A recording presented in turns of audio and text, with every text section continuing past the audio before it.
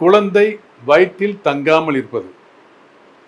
திருமணமாகி மிக தாமதமாக ஒரு 4 வருஷம் கழித்து, 7 வருஷம் கழித்து, 9 வருஷம் கழித்து, 10 வருஷம் கழித்து கூட குழந்தை பிறக்கும். இது ஏன்?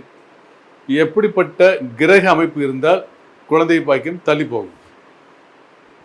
திருமணம் ஆகிட்டு 1 வருஷத்துக்குள்ளேயே அல்லது 2 வருஷத்துக்குள்ளேயோ கரு உருவாகிடும். ஆனால் 3 மாதத்துக்குள்ளே குழந்தை தங்காது. அந்த குழந்தை தங்கக்கூடிய பாக்கியம் இல்லாமல் போகும். மீண்டும் முயற்சிப்பார்கள், மறுபடியும் குழந்தை உருவாகும். ஒரு 3 மாதத்துக்குள் கரு தங்காது, கருவில் குழந்தை தங்காது. தள்ளி போனவனே அவங்களுக்கு ரொம்ப மன உளைச்சல் இருப்பாங்க. ஒரு தடவைக்கு மேலே ஆனவனே குழந்தை பாக்கியம் உண்டா இல்லையான்னு ஒரு கவலை வந்துடும். அப்போ எப்படிப்பட்ட ஜாதகர்களுக்கு குழந்தை பாக்கியம் தாமதமாகும் இல்லைங்களா?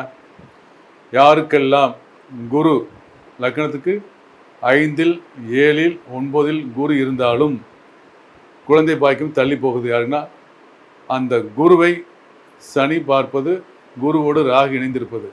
யாருக்கெல்லாம் 5, 7, 9ல் குரு ராகு குரு சனி இணைவு இருக்கிறதோ குழந்தை பாக்கியம் தள்ளி போகும். பயப்படாதீங்க. ஆனால் குழந்தை பாக்கியம் உறுதி. ஆனால் எப்போ அப்படின்னு தான் கணக்கு. நிச்சயமாக அந்த ஜாதகத்தின் மற்ற கிரக அமைப்பை பொறுத்து 2 வருஷத்துக்கு அப்புறமோ, 4 வருடம் கழித்தோ, 5 வருடம் கழித்தோ, 7 வருடம் கழித்தோ குழந்தை பாக்கியம் உறுதி. இதில் செவ்வாய், நான் சொல்கிற மாதிரி செவ்வாய் 10ஆம் இடத்தில் இருக்கிறது. 4, 10ஆம் இடத்தில் தனித்திருந்தால் அல்லது வேறு கிரகத்தில் இணைந்திருந்தாலும் கொல்லி போட பிள்ளை பிறப்பான் என்ற விதியின் மூலம் நிச்சயமாக அவனுக்கு குழந்தை பிறக்கும்.